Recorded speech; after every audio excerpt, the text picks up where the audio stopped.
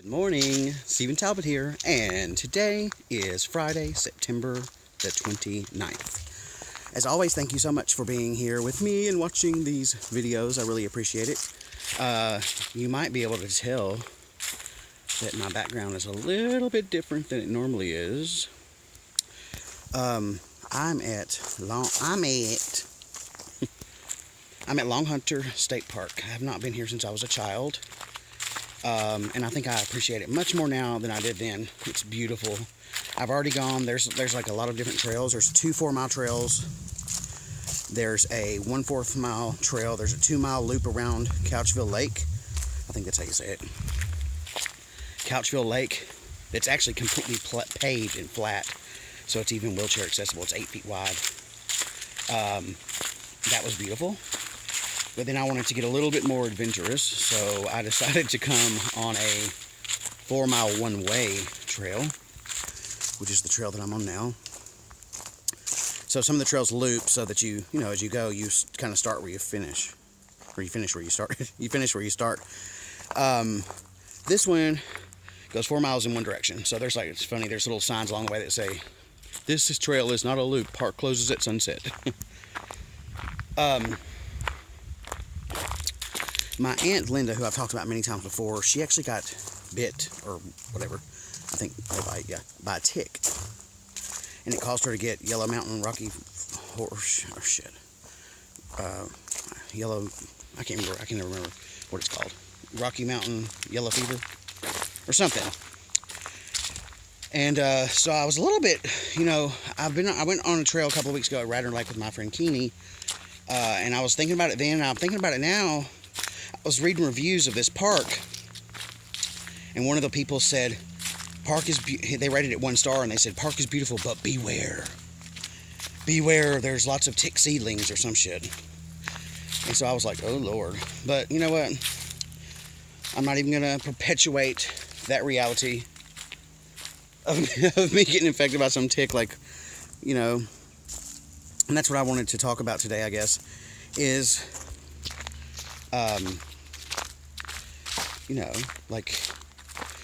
I want to jump out of an airplane.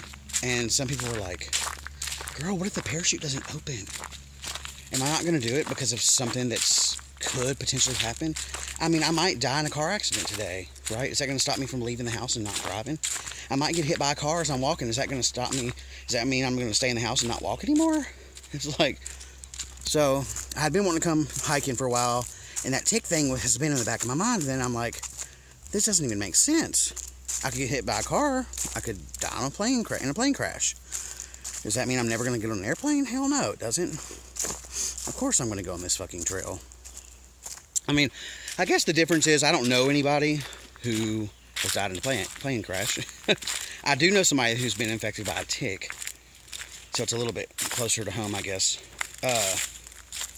But anyways, don't let that scare you. I got up in my head about it for a minute, or probably for a couple of weeks, and then I thought, fuck this. Screw that. So here I am by myself in the wilderness. Something else, like kind of a fear that I have that I want to conquer, are bugs. I hate bugs. I really do. And, my friend Marcus has talked about going camping. He doesn't have all the camping gear, but he has the tent and stuff. I guess I need a sleeping bag, learn how to build a fire. I think that scares me a lot because of all the critters at night, but as long as I have off, right, and a tent that zips the fuck up, and a sleeping bag, I think I'll be alright. I think I would love to do it. I've heard many times throughout my life, the best way to get over a fear is to fucking just do it. Do whatever it is that you're scared to do. And the only way to grow, the way that you know that you're being fulfilled, I think, in your life is if there's got to be you can't just be in total comfort. You just can't be totally comfortable, Comfortable is boring. And, so...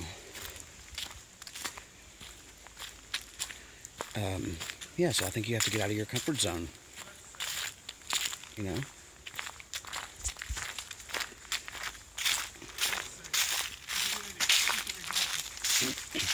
Morning. As you can tell, I'm still not totally comfortable talking into the camera when there's people around. But anyway, yeah, I think to live your life and I think to grow as a person, I think you have to get outside of your comfort zone. You know, it's funny, I've heard that over and over again. It was practically beat into my head when I worked for Dell, which is Dell Computers, which I worked for them for about 10 years.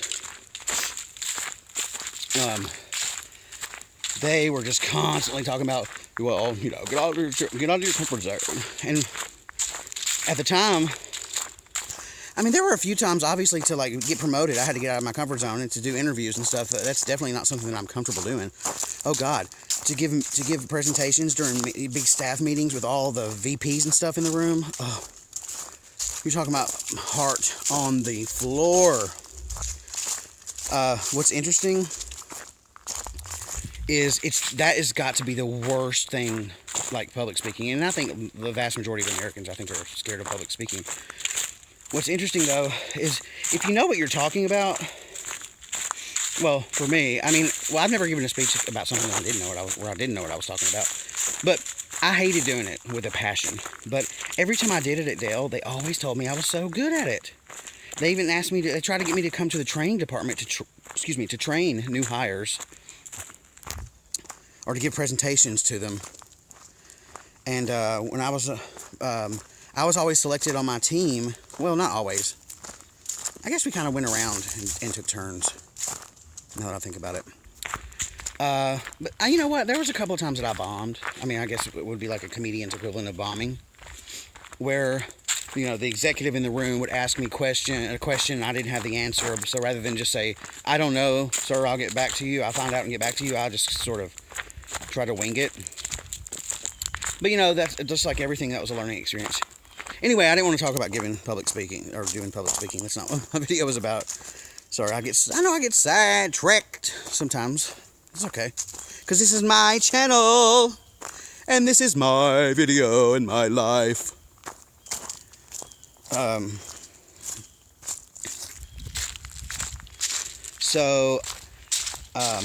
Anyways, I just wanted to record this video. It's Friday. It's gorgeous outside. It's a little bit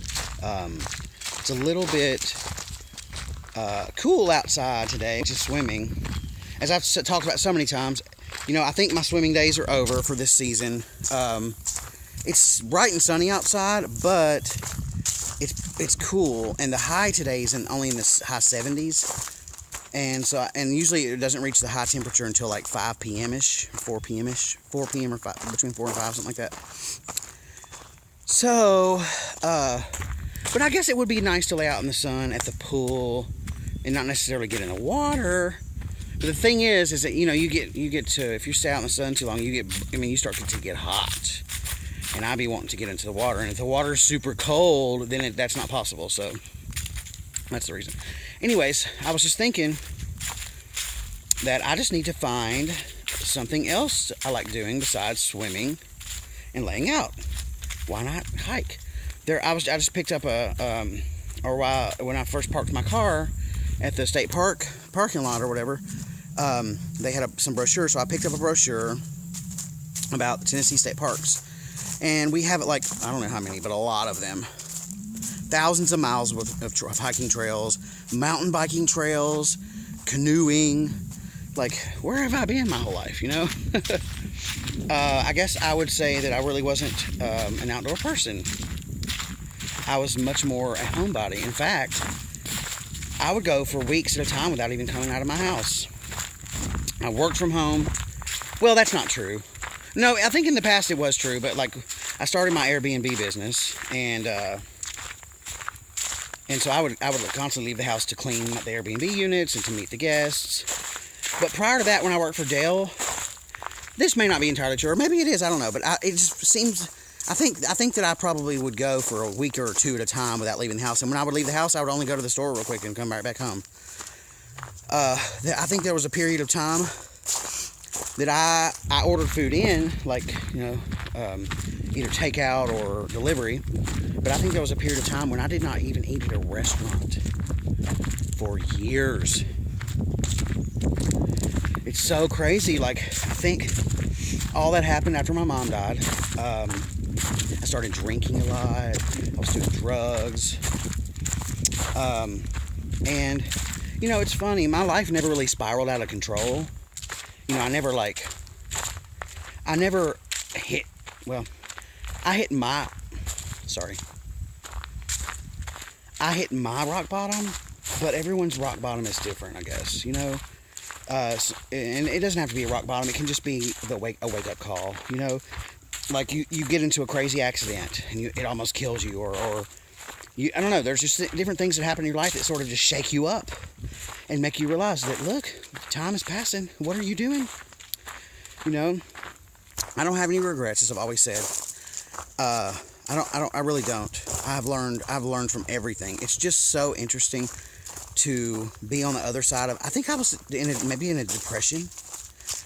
I don't know, but something just clicked for me a while back, and I was like, you know, this is boring. Like, my relationship is going nowhere.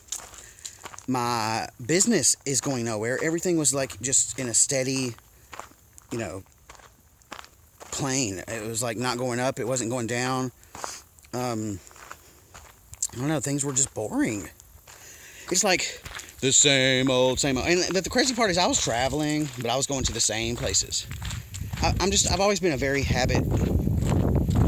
a pattern-oriented person, I guess. And patterns are great.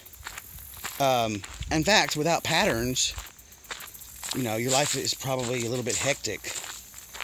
But as pattern-oriented as I was, and as boring as it was, I don't know, I just felt like I just needed to live and shake things up. I needed to go outside. I needed to meet my neighbors. I've met my neighbors, like 5 or 6 different neighbors. Before, I would have avoided them like the plague. I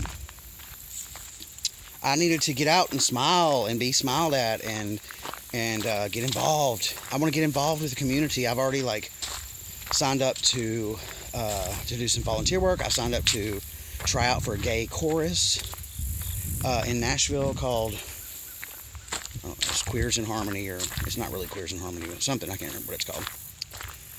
But I don't know. Life is pretty great right now. Hello. Hi.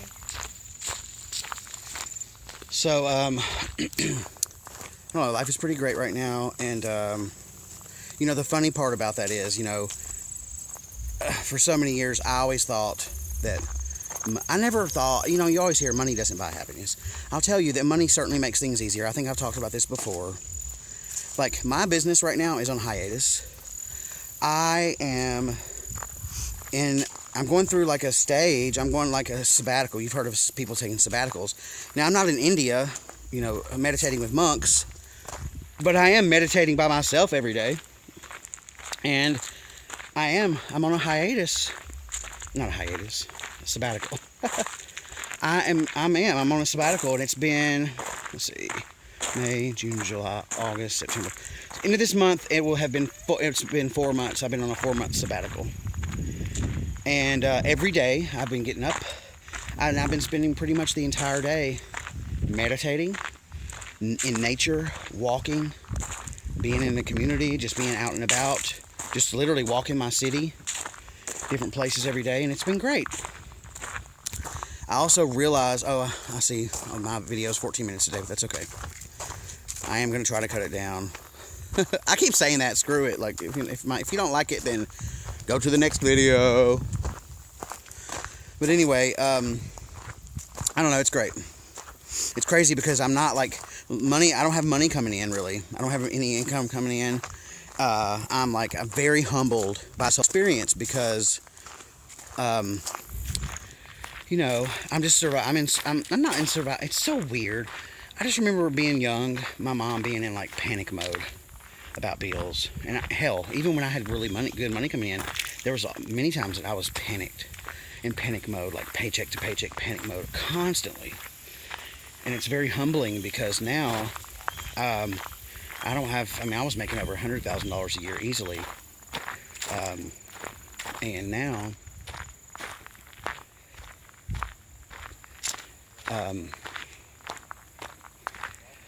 Now I ain't making shit.